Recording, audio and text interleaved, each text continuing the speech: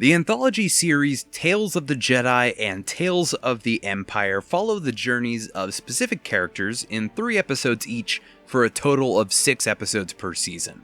Our first 2 subject characters in Jedi are Ahsoka Tano and Count Dooku, with Empire following Barriss Offee and Morgan Elsbeth. In this video, I'll be discussing both seasons and what I believe the timeline is and how they relate to the broader Star Wars universe. Let's start with Ahsoka's journey. In the first episode of Tales of the Jedi Life and Death, Ahsoka is born and immediately showcases her potential when bonding with the saber-tooth creature on her homeworld, leading the elder of her village to determine that she is, or rather will become, a Jedi.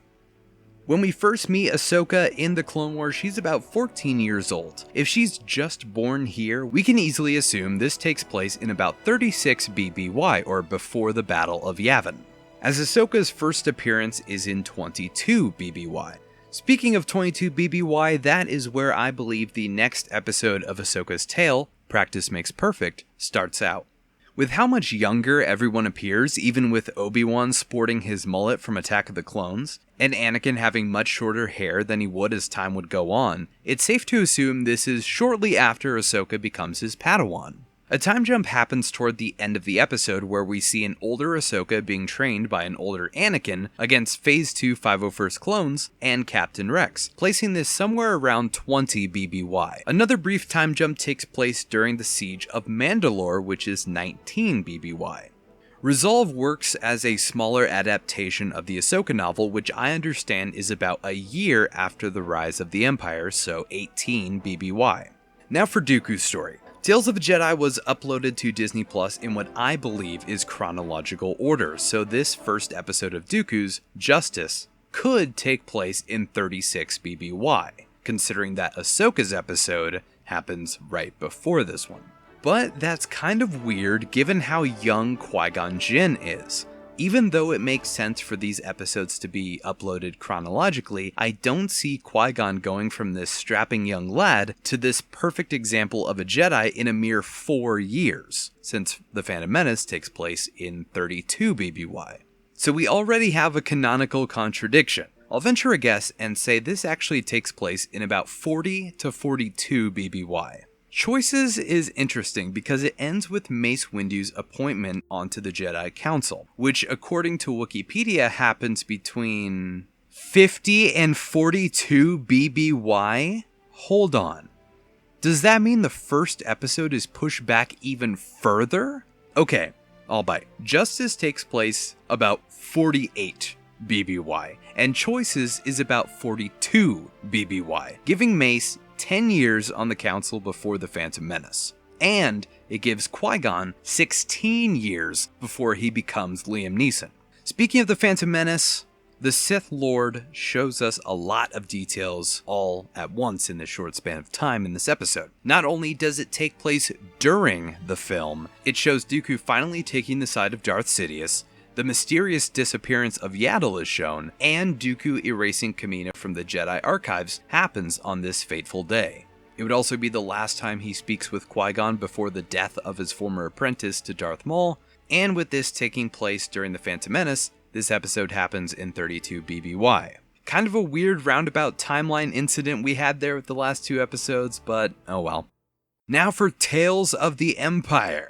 We start out Morgan Elsbeth's story with the Path of Fear. This is during the Separatist attack on the Night Sisters of Dathomir, which takes place during 20 BBY. By the time of the Path of Anger, Morgan would eventually take over as magistrate on the planet Corvus between the end of the Clone Wars and the present day, which is kind of interesting. In this establishing shot, we see Venator-class Star Destroyers and an Imperial Star Destroyer, which we also just saw in the end of the Bad Batch. Now, it's unclear when Venators were starting to be phased out of the Imperial Navy, but going off of my Bad Batch timeline finale, check that out if you get the chance, which sees one of the first ISDs in use, the end of that series takes place around halfway through 17 BBY. By this point in Tales, the Imperial Star Destroyer is a staple of the Navy, so this could be around 2-ish years later, possibly around 15 BBY. Hi, Editing Shocktimus here. I fail to remember that when the Separatists attack the Night Sister village, Morgan is much younger in that episode. So if it was a 5-year time jump, and she's whatever age she is now, that wouldn't make much sense. So ignore what I just said about this possibly being 15 BBY. Okay, back with the video. But that's kinda weird since it would be well over 10 years, close to 15 years, that the TIE Defender would go into production, and Thrawn is made an admiral in 9 BBY, 6 years after my projected date. However, the Venators are hardly ever used in the Navy, so that puts a strange wrench in my idea. With this being Coruscant that this meeting takes place over, it's possible Venators just hang around there, but 4 of them in coordination with an ISD is kinda weird. But it is possible that Venators are still used. We see that in Legends as well as canon with ships like the Strikefast. But that seems odd to me for this time period to have 4 Venators all in coordination with this one ISD. Then there's Captain Pellaeon, who despite being one of my favorite characters in the entire franchise, is an odd fit here because Eli Vanto exists. So when did Thrawn meet Pellaeon, and Pellaeon became a part of the 7th Fleet? And when did Thrawn meet and acquire Rook's services? I'm going to say this episode happens in 9 BBY, given that Thrawn is an admiral, and that gives over 5 years of prep for the Defender to be built. But given how fast the Empire works, that still doesn't really sit right with me. Between 9 and maybe 6 BBY. There. That still doesn't sound right with the Venators, but oh well. The Path of Hate, which is a fitting name, because trying to figure this out is hurting my brain, takes place sometime before the events of the Mandalorian episode The Jedi, which is in 9 ABY, so about 15 to 18 years after the previous episode. The Empire has fallen, the New Republic has taken over as the ruling body of the galaxy, and Morgan works to prepare for her destiny, which we would see take place in Ahsoka. I think given Bo-Katan's brief appearance via comlink, it's very possible this episode is also in 9 ABY, which I think is most likely.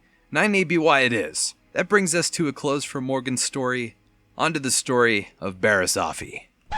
Editing Shocktimus here again. Just want to apologize in advance. The screenshots that I use here for episode 4 are going to look really saturated, sort of dark in some instances. These screenshots were taken prior to the fix that they did on Disney Plus to fix the HDR setting, making things look really saturated. I personally didn't experience any saturation or too darkness in the episode, but the means that I have acquired these screenshots were affected, so apologies.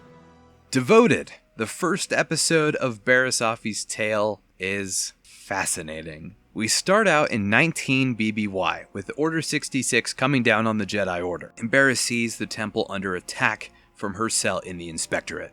Sometime later, and we'll get to how sometime I think it is, the 4th sister arrives to give Barriss an opportunity to join what she would eventually learn is the Inquisitorius. They venture to the planet Nur, one of the nearby planets of Mustafar, and land on the under-construction fortress Inquisitorius. Barriss is put through tests and passes them, becoming an Inquisitor and servant of Darth Vader.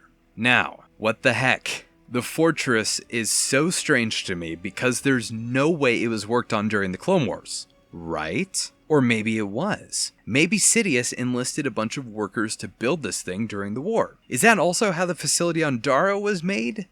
This isn't the Bad Batch. Stay on target. Okay, so the fortress is being worked on, and it seems like the entire submerged section of the facility, so like 75% maybe of the base, is already made. I personally don't think it was being worked on during the war, but I could be very wrong about that. It might add up with how Sidious had Grievous send the Separatist leaders to Mustafar, since he would have known that would be a good place to bottleneck the entire Separatist Council, as he was working on a secret base a whole planet over, but I just don't know. The Death Star was being made during the Clone Wars, right? But did he dedicate resources to this base prior to knowing what would happen? Or maybe he did know that they'd raise an organization of Darkseid users. I just kind of figured that he expected Vader to be the one and main guy, but after he got his limbs chopped up, he shifted gears and brought in the Inquisitors.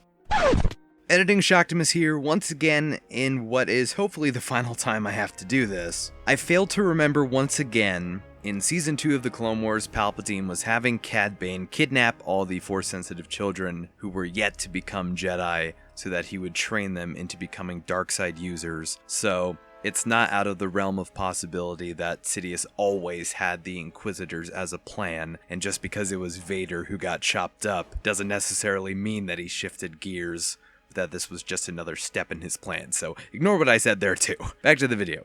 It's possible this takes place like a few days later after the prologue of this episode, but what about the Elite Squad Troopers? I'm actually working on a video right now detailing the history of the Elite Squad Troopers. Be sure to check that out once I finish it. But to connect the dots, the first 4 Elite Squad Troopers are brought in a few days into the Imperial reign, so kind of around the same time that this episode will be taking place. Not 20 or however many there are inside the fortress. By the time of the Bad Batch Season 1's ending, only 2 more Elite Squad Troopers are added to Crosshair's squad. What the heck? Were there way more than we knew? That's possible, I guess, but man, I don't know. This is definitely still in 19 BBY. I'm just unsure if Barriss stayed in her cell for a few months before the 4th sister came to get her, which seems pretty unlikely. Sadly, I think this is yet another canonical contradiction that is overlooked because of how small scale the story is, which is totally acceptable, but this just drives me nuts.